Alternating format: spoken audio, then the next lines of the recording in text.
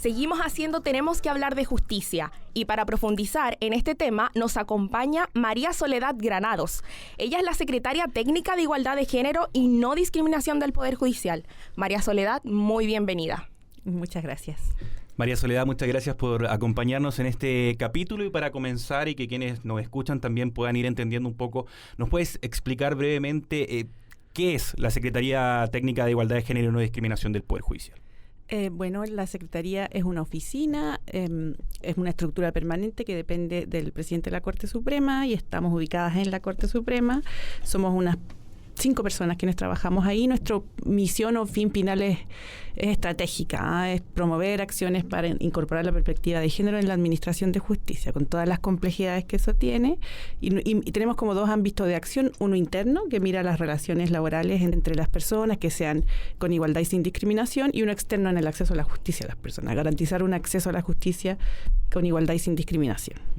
Bueno, nosotros sabemos que las mujeres son mayoría dentro de la institución, pero sin embargo, históricamente no ocupaban cargos de jerarquías. ¿Por qué ocurría esto? ¿Hay algunas razones específicas?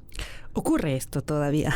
Bueno. El 60% de las personas que integran el Poder Judicial son mujeres, el 40% hombres, y si tú miras solo el escalafón primario, que son quienes administran justicia, también el 60% mujeres y el 40% hombres.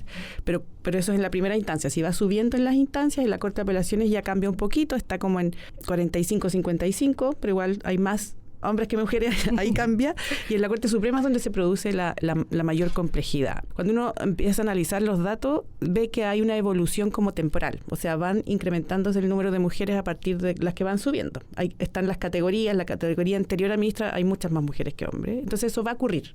El problema es en la Corte Suprema, porque ahí la decisión no es por igual que hacia abajo, es más una decisión política. Entonces, esos nombramientos dependen mucho de la contingencia política. Hay muchas más mujeres ahora porque se ha promovido el que hayan más mujeres en el gobierno de Bachelet, en el gobierno de Boric y en el gobierno de Piñera me parece que también. Pero no sabemos si eso se va a mantener en el futuro o no, o sea, depende de muchas situaciones. Ahora, esas mujeres que operan dentro del Poder Judicial históricamente se han ubicado en la base, ¿no? Han operado principalmente en oficinas administrativas, también en juzgados, y ahí se origina una especie de techo de cristal. En ese sentido, ¿a qué atribuye usted que costara tanto romper ese techo de cristal en la alta jerarquía y por qué el nombramiento ahora de la presidenta Echevesich enmarca un punto de inflexión tan relevante en la actualidad? Mira, nosotros como Secretaría hicimos un estudio que se llama Movilidad y Ascensos en el Poder Judicial, sobre todo en el escalafón judicial primario, y el estudio reveló una serie de razones por las cuales les cuesta más subir a las mujeres. Primero, tú podrías decir que hay mucho de autoexclusión. Las mujeres en general, si nos piden 10 requisitos, tenemos que cumplir los 10 para postular. Los hombres con 3 van y lo intentan.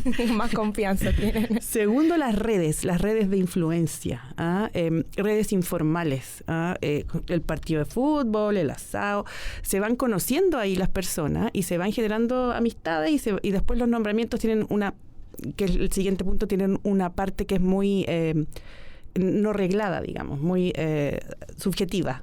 Entonces ahí pueden nombrar finalmente a quien les parezca, y en general es que se van produciendo esas trabas. Lo otro que tienen las mujeres es menos currículum de alguna manera, por 2 situaciones. La primera es que tienen menos tiempo para estudiar porque tienen todas las obligaciones relacionadas con el cuidado, todas las tenemos, y la otra también es que se mueven menos por lo mismo, por el cuidado, se mueven menos dentro del país, porque tú vas haciendo una carrera como juez o jueza y te vas moviendo por distintas jurisdicciones, te va dando experiencia, te va dando puntos y después llegas a las más grandes.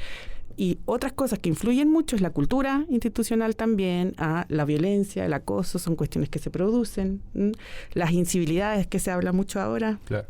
El tema de la maternidad, cómo es un poco castigado. Entonces son todos esos elementos los que hacen que las mujeres no puedan entrar. Pero respecto a lo que decías de la presidenta, claro, la forma de elección del presidente de la Corte Suprema es por antigüedad. Es como una suerte de elección, no es que voten, como que le toca a uno. Igual votan, pero le toca al que es más antiguo. Claro. Y recién la más antigua que podía llegar a la Suprema es la ministra Echevesich, después de 202 años de existencia de la Corte Suprema. Lo complejo hubiera sido que quisieran sacarla. De hecho, hubo un poco de movimiento previo a su nombramiento por otras razones y se estaba ensalzando como otra candidatura de otra mujer. Sí. Por lo menos estaban respetando eso, pero nunca lo habían hecho antes con un hombre. Bueno, entrando ya en materia directa de la perspectiva de género, por lo general se suele decir que la justicia debe ser ciega, pero cuando hablamos de perspectiva de género específicamente, ¿estamos pidiendo que la justicia vea mejor la realidad de las personas? Claro, se dice que la justicia debe ser ciega en el sentido de que tiene que haber imparcialidad. O sea, yo no tengo que fallar en base a mis propios prejuicios. Lo que la perspectiva de género señala es que en nuestra sociedad nosotros vivimos llenos de prejuicios y de sesgos. Nosotros crecemos así. Incluso las leyes pueden estar influidas por aquello. Entonces, lo que la perspectiva de género propone es que nos pongamos los lentes de género, ¿cómo se llama? Miremos y despejemos esos sesgos. Por ejemplo, si yo tengo una víctima de violación, lo que hay que juzgar es si se produjo el delito de violación que está escritito en el Código Penal, exacto. Tipificado, claro. Exacto, pero no lo que yo creo como tiene que ser una víctima, por ejemplo. Una víctima, cuando se habla de la víctima ideal, una mujer así como recatada o que no se haya expuesto a una situación. Entonces se empieza a indagar si había tomado la ropa con la que vestía, si ejercía o no el trabajo sexual, porque también puede producirse violación en esos casos. Entonces, en vez de indagar sobre el hecho mismo, se empieza a ensuciar, digamos, con otras cuestiones que son obviamente muy de los prejuicios o de los sesgos. Entonces, tiene que ser que tú resuelvas en base a la prueba vigente, libre de todo sesgo, y para eso la perspectiva de género es súper importante, porque hay que poner ese sedazo, digamos. Y lo otro que hace la perspectiva de género es mirar el contexto de las situaciones. Por ejemplo, en mujeres que asesinan a sus agresores. Hay varias sentencias ya en que se les ha reconocido la atenuante, la eximente de legítima defensa o de otra, porque eran situaciones muy largas de violencia. Me quedo dando vuelta a algo que conversábamos en la pregunta anterior respecto del rol de las mujeres dentro del Poder Judicial propiamente tal, y hablábamos que existían ciertos elementos que eran de alguna manera o que dejaban en una posición inferior a los hombres frente a una posición de trabajo o dentro de la carrera judicial misma. Y en ese mismo sentido, para llegar a posiciones de liderazgo, muchas mujeres hablan de renuncias y sacrificios que quizás a los hombres no les tocan. ¿Cómo se analiza hoy el desafío de la conciliación entre la vida laboral y personal para las mujeres en un sistema tan exigente como este? Es que yo creo que ese es el principal desafío. Pero tiene más que ver con las situaciones prácticas que sí tiene. O sea, las mujeres son las que están en el 90% de los casos a cargo, pero igual hay hombres que se están haciendo cargo de las cosas, de los cuidados de los adultos mayores, etcétera, y para ninguno hay protección, digamos, ni comprensión. Entonces, lo que hay que cambiar un poquito es ¿cómo se llama? La organización, la cultura institucional. Esa cultura institucional que piensa que un trabajador, cuando tú vayas a contratar, tiene que ser un trabajador que esté siempre disponible, que nunca vaya a llegar tarde, que se pueda quedar hasta las no sé cuántas. Uno todavía tiene eso, incluso le cuesta sacarse esa idea. Y luego, en el trabajo, en el ejercicio de la labor, cual sea, también hay que tener harta sentido común respecto de que las personas son personas, además de su trabajo, tienen su vida personal o familiar, lo que sea, y tienen derecho a que esas dos cosas estén equilibradas. Yo creo que ahí es el máximo problema y, como les decía antes, esto del cuidado todavía afecta de manera así exponencial a las mujeres, sobre todo en sus trayectorias, porque son las mujeres las que en su mayoría están a cargo de los cuidados. Entonces, tengan o no tengan hijos, si te van a contratar y eres mujer, empiezan a pensar, va a tener hijos. Me lo han dicho administradores. No, porque ella después no me va a presentar licencia. Pasa. Y en ese mismo sentido, ¿qué pasos o políticas institucionales se están impulsando desde la Secretaría para que este liderazgo femenino que afortunadamente está comenzando a surgir no tenga que sostenerse en un costo personal o familiar? Intentando modificar la cultura institucional, lo que es completamente difícil. Nosotros hemos trabajado hace harto tiempo en visibilizar. Eso es como nuestro rol. Visibilizar la violencia, el acoso sexual. Es súper simbólico que no lo abordamos tanto. La existencia de una presidenta de la Corte Suprema es muy simbólico en términos de lo que genera en las otras mujeres y las preocupaciones que ella manifiesta. Entonces, yo creo que por ahí va. Todavía nosotros hicimos un estudio de evaluación de los avances en el Poder Judicial de la incorporación de la perspectiva de género. lo hicimos el año pasado, lo financió el Banco Interamericano de Desarrollo y lo hizo la Facultad de Ciencias Sociales de la Chile.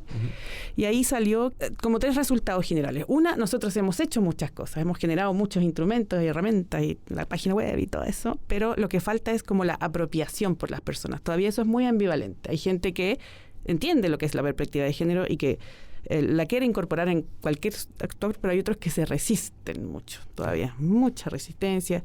Y eso también tiene que ver con los movimientos políticos. Hoy en día no es lo mismo hablar de estos temas que hace 3 años, porque ha habido todo un cambio cultural en ese sentido. Rescatando nuevamente el hilo del nombramiento de Gloria Ana Echeverri como ministra del Poder Judicial, quiero saber también si usted ha sentido que esto ha abierto puertas para las mujeres y sobre todo, ¿cómo se sintió internamente este nuevo nombramiento? A ver, no sé si estamos como muy cerca de decir si se abrieron puertas o no, porque aparte el Poder Judicial está en una crisis en este momento. Me imagino que todos lo saben. Sí. Han habido varias crisis por el tema de los nombramientos, algunos temas de corrupción, en varios niveles. Entonces la presidenta de lo que se está encargando ahora es de eso, como de ordenar la casa, de depurar un poco. Y eso ella es su sello, se nota, y eso es súper, por eso finalmente salió elegida después de este problema que les dije que se produjo, pero finalmente la apoyaron por eso mismo. Claro. Y el día en que la eligieron estuvimos muchas mujeres afuera del Salón de Honor y después cuando salió la aplaudimos y ella como que no se lo creía y decía, ¿pero cómo? De hecho, hablamos con ella después y ahí como que recién entendió el símbolo que implicaba. Entonces, súper importante este hito. Y yo creo que más hacia el futuro vamos a poder ver cuáles van a ser sus efectos. Pero hasta el momento ha sido brillante la presidenta. María Soledad, por último, en el Chile de hoy, en la actualidad que enfrenta nuevos desafíos, que se está intentando visibilizar todo lo que tiene que ver con la perspectiva de género, con el feminismo, ¿qué le diría usted a una niña de un colegio, de una escuela rural, a una joven universitaria que sueña llegar a un alto cargo administrativo, que sueña llegar tan lejos como usted o como la propia presidenta Echeverri? Yo creo que que nunca hay que dejar de soñar, porque eso es lo que nos mueve, el motor que nos motiva, pero que siempre tienen que estar alertas. Un poco como decía Simone de Beauvoir en su libro El segundo sexo, los derechos de las mujeres nunca están garantizados, los avances. Siempre cualquier crisis, hay una guerra, hay un incendio, lo primero que se empieza a medrar son los derechos que las mujeres han ido adquiriendo. Entonces hay que ser muy tenaz y hay que mantenerse siempre como en el camino, digamos yo. Y yo creo que seguir los buenísimos ejemplos que nos han dado las precursoras, ¿no? La ministra Echeverri es la primera presidenta, pero han habido otras ministras en el tribunal que de verdad han marcado mucho camino también. Entonces yo creo que es eso. Bien, conversamos con María Soledad Granados, secretaria técnica de Igualdad de Género y No Discriminación del Poder Judicial. María Soledad, muchas gracias por acompañarnos en este capítulo. Ustedes sigan atentos porque vamos a seguir produciendo más de Tenemos que hablar de justicia. Estás escuchando Tenemos que hablar de justicia.